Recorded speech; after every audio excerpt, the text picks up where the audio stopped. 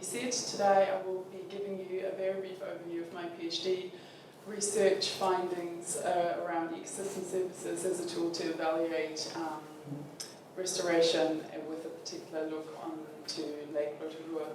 I would like to acknowledge the supervision by David Hamilton over the last 2 years, as well as a lot of help from Jonathan Abel, who is a previous PhD student with the University of Waikato and by now working as a researcher at a research consultancy in Canada. And so he has been the one that has set up and calibrated and provided me with a lot of help of the lake model that I will be talking to you in a moment. So thank you very much to all those people. First, just a very quick background. Many of you might already be familiar with this, but of Lake Rotorua and the restoration efforts that have been going on over the last few decades. Lake Rotorua has been affected by eutrophication, which means it has been increasingly enriched by nutrients, both phosphorus and nitrogen. This has been driven both by point sources, such as, especially historically, the inflow of treated sewage into the lake, as well as diffuse nutrient sources that come from the catchment, so the surrounding land use, especially intense land uses, have led to enrichment of the lake with nutrients.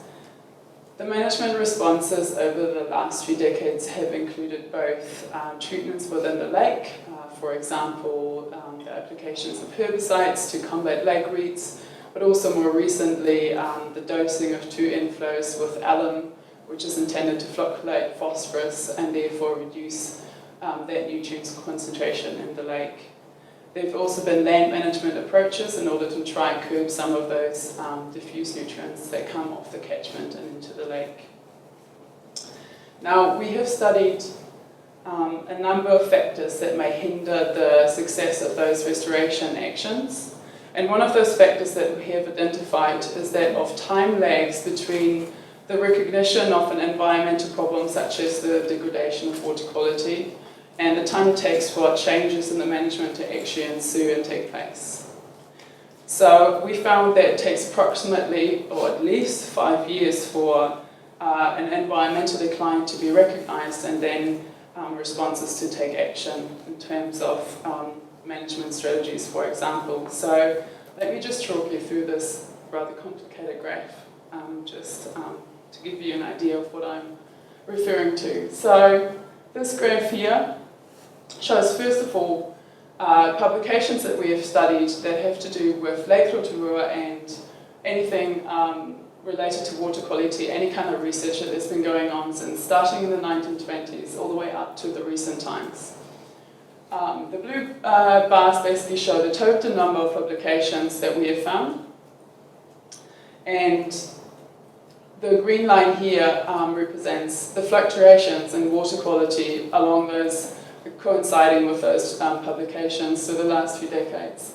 So as you can see here, water quality has been represented by the trophic level index. The trophic level index is basically an index that uses measurements of total nitrogen, phosphorus, as well as chlorophyll A within the lake, and also Secchi depth, which is the clarity within the lake. So all those factors are being taken into consideration to find this index to represent water quality and as it changes. The higher the TLI score, the poorer the water quality is. So over the last decades, Lake Rotorua has fluctuated in water quality quite significantly, although it has stayed within the eutrophic range. So the eutrophic range in a TLI is represented by numbers between about 4 and about 5. And the lake has stayed within that range for the whole time, but it has fluctuated quite a bit. We can also see that significant changes in water quality, such as these peaks here, here, and here, are often followed by significant changes in the management. For example, addressing the problem with the treated sewage entering the lake, for example, as well as a little bit later on, Rule 11 as part of the regional policy statement in order to address some of the other nutrient issues that we're facing. This also includes the establishment of the Lakes Chair at the Waikato University, which was meant to find out more about the lake and water quality in general, and how to manage the problems that we're facing. And lastly, I just wanted to point out the policy target that has been set as part of the recent changes in legislation, which is that of a TLI of 4.2, marked here by the line and the red dashed line, which we have recently actually achieved for the first time in 2012. So this is a good sign that potentially some of the restoration action has been quite successfully implemented. There are also a number of other factors that we have studied, and one of them, further findings of this study, was that, interestingly, the focus of the publications has actually shifted a little bit in the last sort of 10 or so years. There was more focus on the impact of environmental changes on the public, as well as a general shift towards more applied science, and the impacts of environmental change on the public, and that potentially could lead to more concrete and also more quickly the establishment of action being taken towards restoring the lake, which might be a positive development in terms of moving away from these restoration lands. If you are interested in finding out more about this study, I don't really have much more time to go into any more detail here, but there is a fact sheet on our LEARN's website, which you can see here, which you are most welcome to look at, and there's also a journal publication that has come out of this, which is open access, so it's publicly available online if you'd like to read more about this, which is this one here.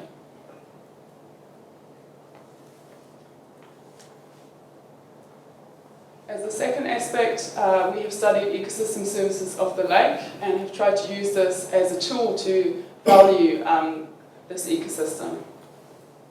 What are ecosystem services? First up, well, ecosystem services are basically just those services that are provided by any kind of ecosystem that are to the benefit of humans.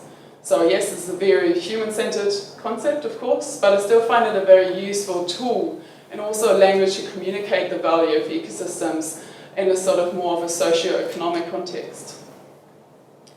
The services that we have used provided by Lake Rotorua in this case study were those 6 here that I've written down: food provision, biodiversity, nutrient processing, recreation, aesthetics, and education. Now, there are many, many more services that are provided by Rotorua, of course, but for the sake of this study, these were these existing services where there was enough data available to use for evaluation study. So there are many more that have been missed out here, but there was unfortunately not enough data for them to be included at this stage. So much more research has to be done. As part of the evaluation study, I've looked first of all at values for the year 2012, since it's seen the most data-dense year over the last couple of decades. The TLI in 2012 was 4.1, so a very relatively good water quality score for Lake Rotorua, as seen in the fluctuations in the chart before. And therefore the values are also given in New Zealand dollars for 2012. I've taken each of those ecosystem services and chosen the most available and appropriate method to do such evaluation. And those methods have included both indirect and direct pricing, for example, hedonic pricing and existence value pricing as well. Now, the results for this valuation study, unsurprisingly, showed that the recreational ecosystem service is the most important service for this lake, which is not surprising, being such an iconic lake. Tourism is a very important factor for this region. Biodiversity and amenity values are also scoring relatively high, and the total value for 2012 that we arrived at was about $120 million for the lake. We have also studied the potential impact of water quality decline on this, the value of the lake. And so through a sort of taken a scenario of water quality decline from 4.1 to 4.8, so getting closer towards the end of the range of the eutrophic range. We have arrived that potentially per year we could be losing as much as $23 million if the water quality was to decline to that stage. Lastly, we are also looking at the catchment that surrounds the lake. So the idea of this last aspect is to integrate both the lake and the catchment, and looking at, again, using ecosystem services, trying to look at the values that are associated with the catchment and the lake, and also the mitigation costs, both within the catchment and within the lake. We've chosen nutrient load scenarios that represent, first of all, the status quo as we are experiencing it at the moment, as well as a reduced nutrient load scenario based on the policy target of 435 tonnes of nitrogen coming into the lake and about 37 or so tonnes of phosphorus per annum coming into the lake. And again, we have used ecosystem services to sort of conduct an evaluation of the catchment and the land use within the catchment. But first of all, a quick overview of the lake model that was used to create those water quality scenarios. It's basically a relatively complex process-based model. The model is called DIRISM-CADM, which is a coupled hydrological ecological model, which basically looks at all the processes that are going on within the lake, both biological as well as physical, and biochemistry as well as included. So processes from exchanges between nutrients within the sediment and the lake, what comes into the outflows and inflows, and what goes out of the outflows. The input for my scenarios were the total nutrient loads coming from the catchment, so the status quo as well as the reduced nutrient load scenario, and looking both at nitrogen and phosphorus here. And the output was a measurement of water quality, which was calculated using the trophic level index again. Now, the results show, first of all, quite interestingly, here we can just see, I've run the model for a simulation period of 9 years, which is where most of the data was available and the model was set up to be run. And here on this scale we have the trophic level index between 4 and 5, which is the eutrophic range again. Now, the first scenario was just a very hypothetical scenario of what would happen if you planted out the catchment entirely in native cover, which obviously is not a very realistic scenario, but just to give a comparison to the baseline, which is the red line here. Then we have 2 reduced nutrient scenarios, which is the green line and the blue line, which are those of the reduced nutrient load, one with alum dosing and one without alum dosing.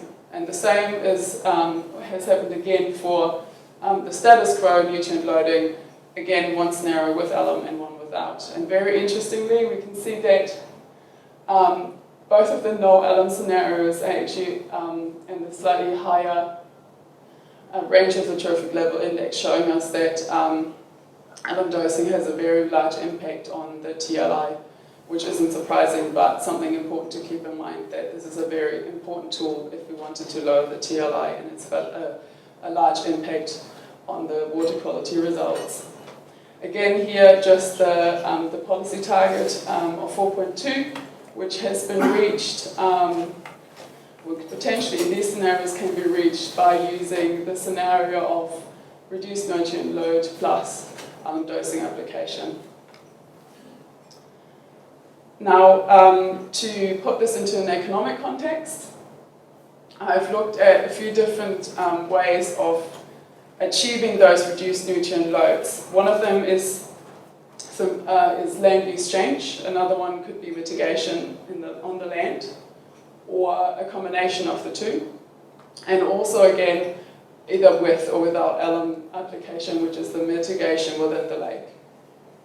The values that were calculated, I've also calculated a value loss using ecosystem services, as well as a more traditional way of analysing land use by using traditional way of valuing the land for each land use type, in order to get at least a background understanding of the economic impact that land use change potentially has. This is a very preliminary study, so this is mainly to give a background understanding of those values and how they may change within the scenarios.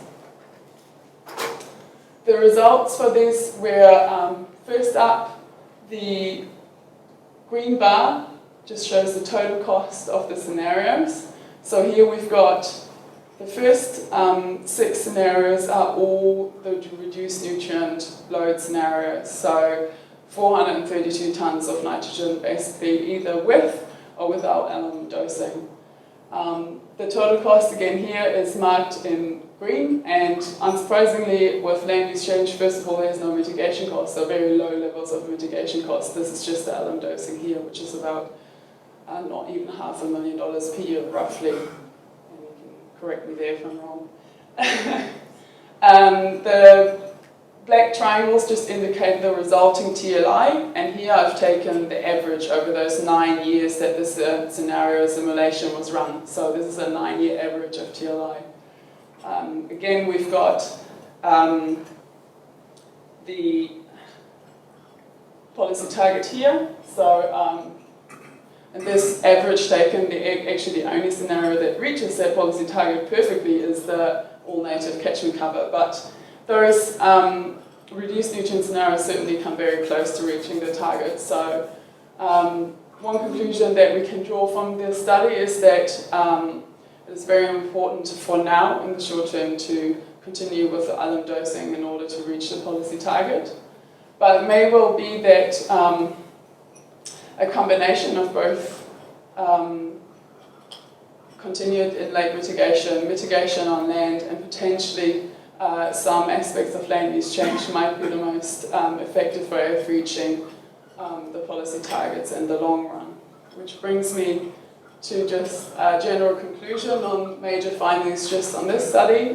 First of all, it seems that it's currently important to continue with the alum dosing in the short term if you wanted to keep working towards that policy target, but in the long term, of course, there might have to be some more discussion about what the more sustainable way of managing this lake is into the future.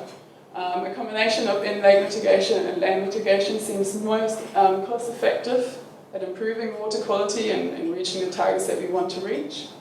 And perhaps there might have to be an amount of land use change that could be even more cost-effective if we combine it with mitigation both within the lake and on land. But obviously this would have to be studied to much more detail to say anything more concrete. And lastly, just some very general implications of my research. First of all, the better integration of science and policy can potentially lead to a reduction in the lag times that I was mentioning before, and we're already improving on that note. And they can lead to a faster implementation of management changes, perhaps if we can make it more clear what the actual changes in the lake are more quickly to the public, then we can also take more action more quickly and therefore bring about change more quickly. The integrated approach that I'm using has been very useful to show the economic values of both the lake ecosystem but also the catchment. And lastly, Lake Rotorua definitely needs continuous in-lake and land mitigation, so a combination of the two, and long-term planning towards an ongoing restoration in order to successfully protect the ecosystem health of the lake into the future. Kia ora. Thank you very much for listening.